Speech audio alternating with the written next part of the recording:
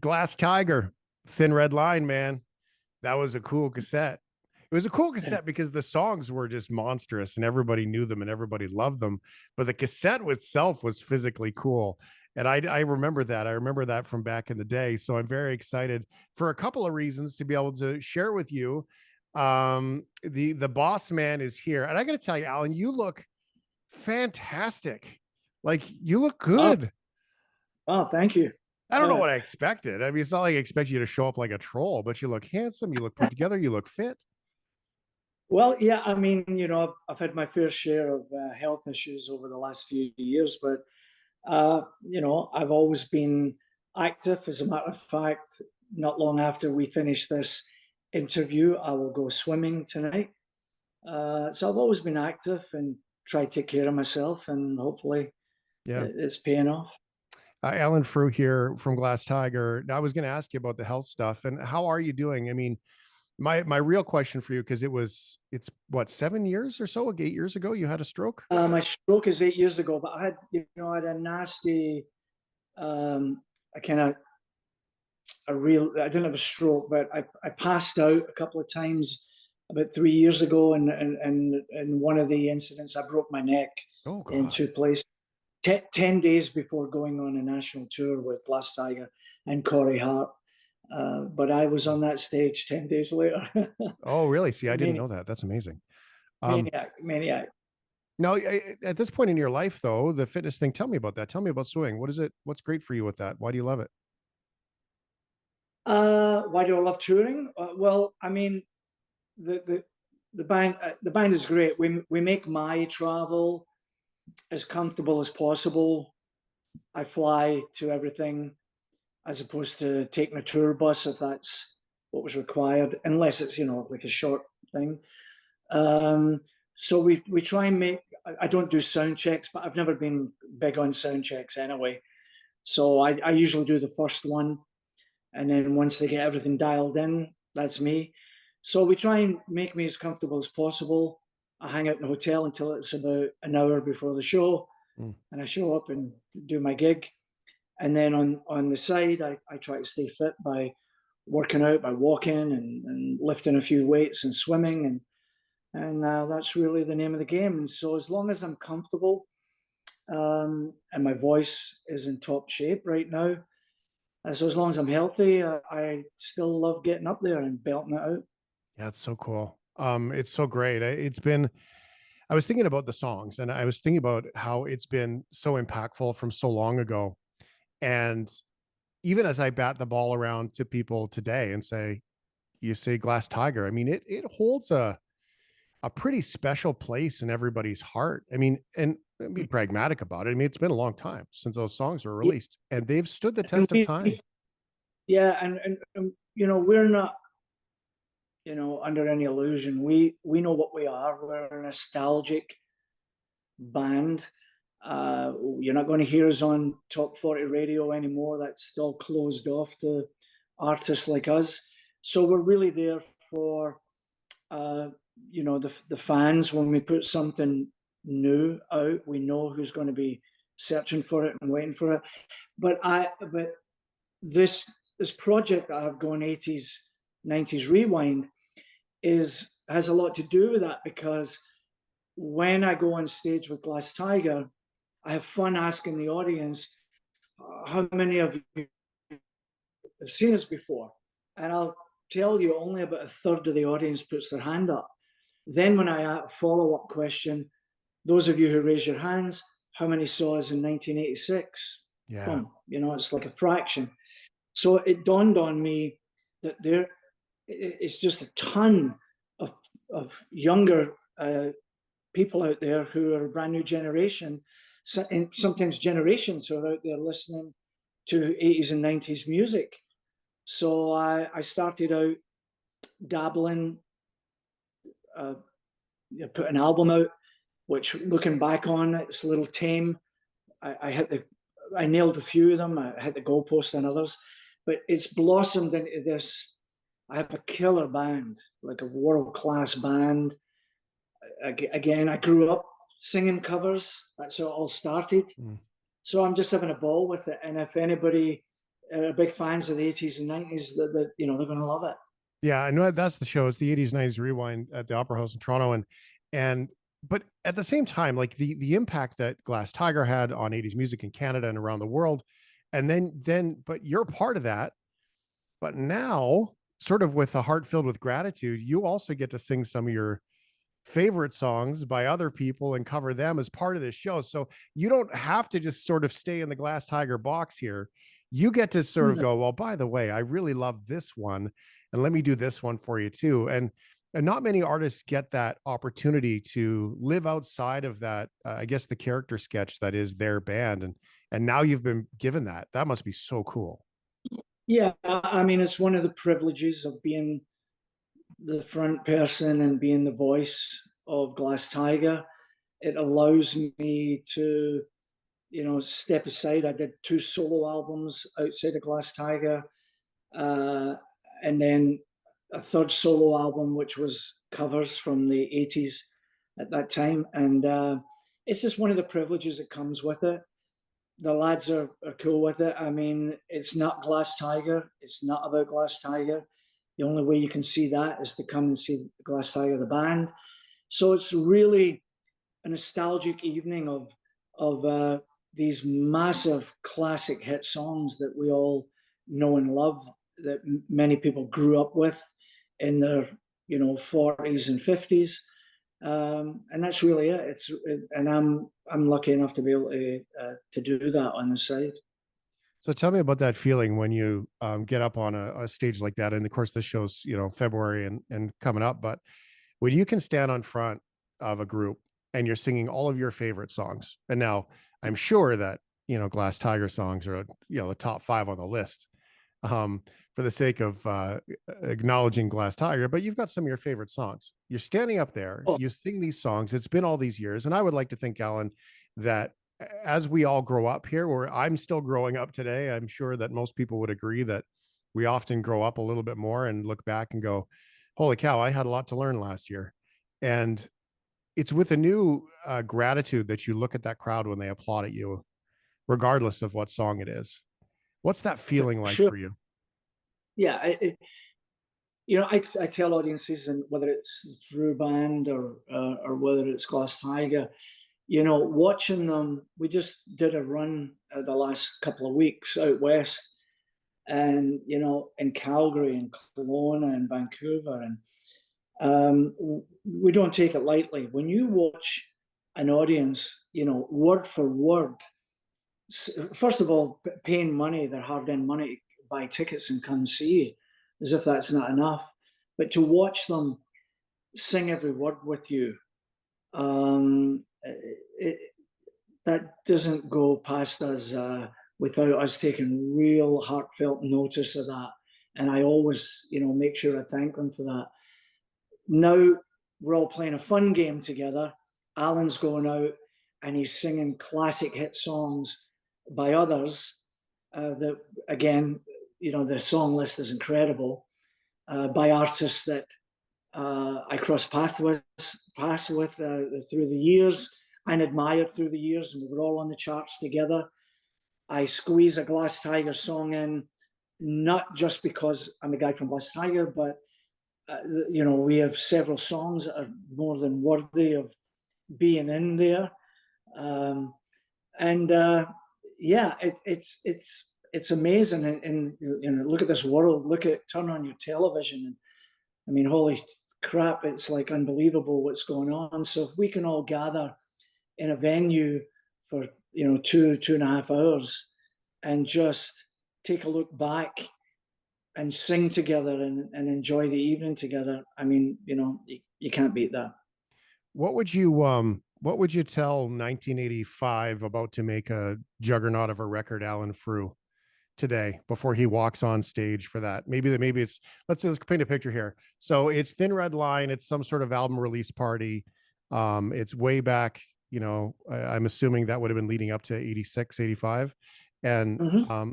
so what do you tell young Alan Frew before he steps out on that album release party back in the day? What's the advice you give him? I think the main thing that stands out for me, I'd pull him aside and I'd say, listen, it's going to skyrocket, and you deserve it. You've worked hard enough for it. You played the bars in the 70s, you played the bars in the early 80s, and it's going to be a juggernaut. But do yourself a favor, every so often, catch your breath, and give yourself a pat in the back, and recognize how hard you've worked for this, because it's going to go by really fast. Because I think, looking back on it, I never really did that, because we were always moving. When it was becoming a hit over here, they had us over here, and you're always chasing. And then before you know it, it's 1994, 95. Things are starting to change, and you look back on it and you go, wow, did I really take enough time to be grateful, and to be thankful, and to give yourself a little nod on all the hard work you did. So I would tell them to do that. And probably probably I would remind them that the music business is small m, capital B. So get involved in the B instead of just all the M. Yeah. Well, the business of music is tough, right? I mean, there's no denying that, but there was something special. I to your point about taking a breather, I just remember, Alan, I remember when I got the tape. I remember how excited I was to get the tape. That's it. Mm-hmm. I mean, the songs, I still know the songs, sing along the songs, but I remember how excited I was to get that tape. So as just some kid, I mean, at the time, I didn't know Glass Tiger. I didn't follow bands. I didn't follow music. I just knew what music I liked. And I was just a guy who got the tape. And I remember how excited I was I got the tape. So please allow that to be my gratitude for all of the hard work, because that's what you gave people. A fun story for you, because you made me think of it. I don't own. People talk about the red cassette tape. I don't even own one. But a fun story was flying back from Vancouver with that tape, which was the final demo, in my pocket, thinking, please don't let this plane go down now. I just want people to hear it, to see if anybody would like to buy it. And I love it. And lo and behold, they did. They did. They very much did. There was something special about Canadian artists in general with the 80s, 90s rewind. I mean, that's not just Canadian artists. Those are just great songs from those eras that you'll be singing a part of that show. But there are some special things that I've noticed about Canadian groups. So when you look at, the Blue Rodeos of the world, Bare Naked Ladies were sort of end of the 80s. Of course, you had the Tragically Hip that was making music back then. You have Pursuit of Happiness, Loverboy, Honeymoon Suite, Rush, like you name it, they're all there. And you said Corey Hart earlier, and it made me think of, I haven't thought of this in years. A few years ago, he had written me a note, just a handwritten letter from his place. He was, I don't know, some tennis camp in Europe or something. And it was just, thank you for giving this a listen. And thanks for playing this song on the radio. And he wrote that note. And it occurred to me at that moment that these are special people that just love the music. What was so special about, maybe it's the Canadian community, maybe it's the bands that you might have toured and made friends with. What's special about that? Because there is this pocket of humans that are pretty friggin' awesome that made music around that same era as Glass Tiger, and I throw you guys in that same pool. Well, that's a great question. I think in general, most creative souls tend to be decent, kind human beings, because I think the creative process, I mean, I've been very lucky. I've met people way more famous than I ever have been. And, you cross your fingers and your toes and you say, please, please, please, right up to like Paul McCartney, who was a delight. And so I think that creative energy that comes with being an artist, generally speaking, brings with it, a very sort of humanistic approach to how they treat people, as opposed to maybe, not picking on them, but maybe some athletes that tend to be, not so nice.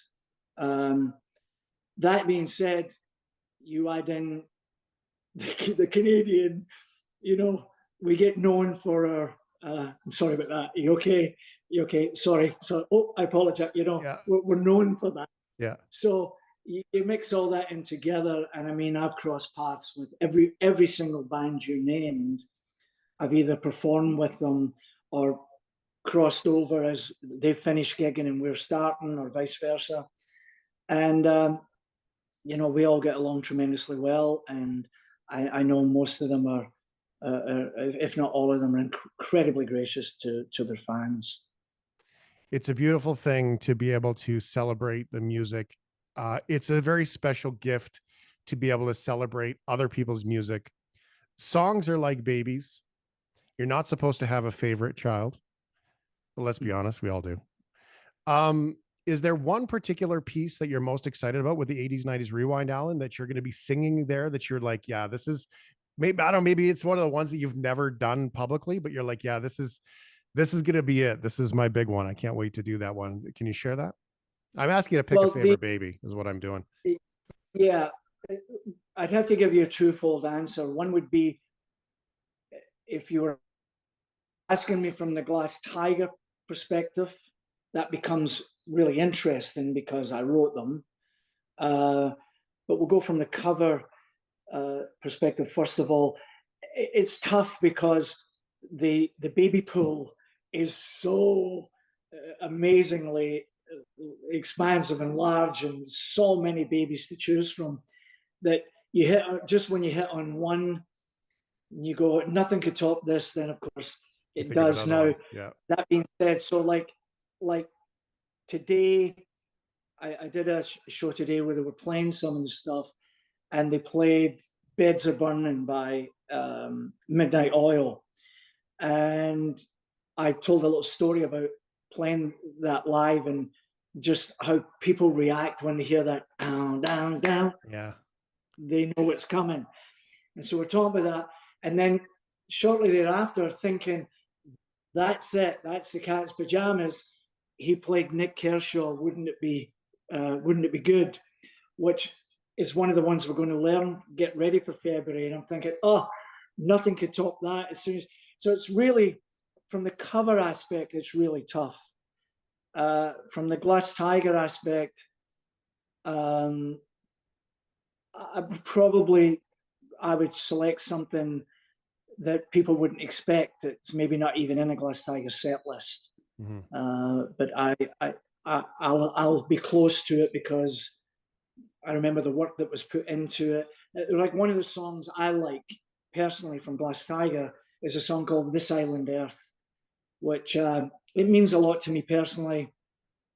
I think the lyrics are, quite prophetic, especially looking at the world as we're faced with it today. There's a brilliant guitar solo in it. It's 6 minutes long. I remember the record company saying, you can't do that. And we're saying, well, we're doing it. So yeah, the Glass Tiger song, and Neil and Dilly Man. It's a beautiful thing. Alan Frew, Glass Tiger, 80s, 90s rewind. Look for it. And the ticket prices are fantastic, by the way. Since you did talk about, people spending their hard-earned money to come see the shows, it is worth noting the work that's been put into this to make sure that it is accessible for most everybody. Because the ticket prices are pretty good on it. I think that's worth noting in today's world. Absolutely. Yeah, that's important to me. I mean, I'm Alan Frew of Glass Tiger, and I would never expect anybody to pay a high ticket price to see me. But that being said, I wouldn't want to pay, $800 or $1,000 or $1,200 to see any of these big stars. I wouldn't do it. I would rather they make it accessible to all of us instead of it getting gobbled up corporately and then resold at, stupid prices. So I realize, times change and prices go up, but even Glass Tiger, like, I couldn't imagine, trying to gouge people to walk in the door and hear you play and sing. It just seems to work against the principle of all of it, which is just to share the Yeah, love of it. Hey, I'm a sure, capitalist. I'm a absolutely. capitalist. I say you go make your money and get your absolutely, but it just can't be at the expense of someone else losing. That's a tough one for me. No, I hard time with that. not at all. Okay, Glass Tiger did a some Christmas stuff a couple of years ago. I have Hmm. to ask. I mean, 'tis the season, if you will. Um, Yeah. Alan Frew, tell me what it looks like. I was hoping that my brain would come up with a Frew house, some sort of alliteration or rhyme that didn't work in the moment. Christmas. What is the home and the family look like at Christmas time for you? And second question is, I'm going to ask you to pick another baby, but it's a Christmas baby this time. Favorite Okay. Christmas song? So uh, I acquiesce when it comes to things like Halloween and Christmas, and my girls decide what it's going to look like. They show me what the tree is going to look like and what the decorations go, and Daddy I just follow. Always have done.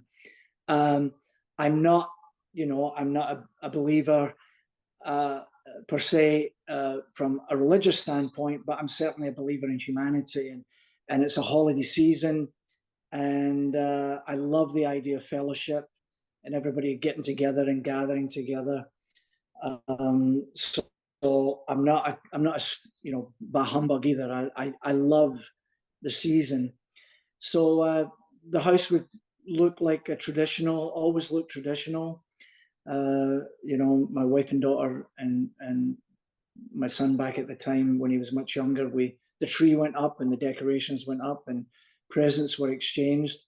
I did spend a brilliant Christmas one time on my own, completely on my own with my dog, and had a great time. Didn't have to put any decorations up. Watched a good movie. I had a piece of chicken and a can of beer because the family were all gone and I had to be home. As for songs, uh, you know, I love watching White Christmas like anybody else and hearing Bing sing to me. But when Glass Tiger was recording, I fought back. They asked me for a long time to do a Christmas album, and I kept turning it down because I just thought it was overdone. I didn't want to do all the standards that have been done over and over again. So then I again acquiesced, said I would do it if we could do originals, and I think we've done a pretty good job, holiday. But it's really about inclusiveness, us all getting together, no matter where we come from, religion, non-religion, orientation, whatever. We're all together. But then this one song stood out, and it is it a Christmas song? It's like asking us Die Hard, a Christmas movie, Yeah. but it's Gordon Lightfoot, A Song for a Winter's Night, and it's just poetry in motion. The lyrics, the melody, it's just beautiful. And we decided of all the covers, we were going to put that on the album. And we contacted Gordon, and I knew it was impossible for him to sing with us on it. And we were right in the middle of COVID. And so I had another idea. And about 20 minutes before we went over to his house, I wrote this little ode, little poem. And Sam and I drove over to the house, to Gordon's place, and we met in the driveway. We couldn't even be together because we had to be 6 feet apart. And I held up this kind of cue card, and Gordon said he would do it, and he took it in the house and recorded the little ode that comes right before his song. And we actually we did a version with Natalie McMaster on fiddle, and I think it just turned out beautiful. So that would be my personal favorite Christmas song right now. It's called "Song for a Winter's Night." Tell me about Gordon Lightfoot's voice. I mean, you talk about writing a little poem, a little ode to it, and can you can you imagine anybody else reading those kinds of things? Because there's Uh, beautiful voices, and then there's voices that give you goosebumps and shivers. yeah, and so from the time I could remember, when music was being played in in my world, the Beatles were everything to me. On the peripheral, you had the Rolling Stones and the Who, Herman's Hermits, all the British bands. But the Beatles were everything. And I came to Canada late 15, just about to turn 16. And there's two voices jumped out at me. One was Burton Cummins singing Share the Land with Guess Who.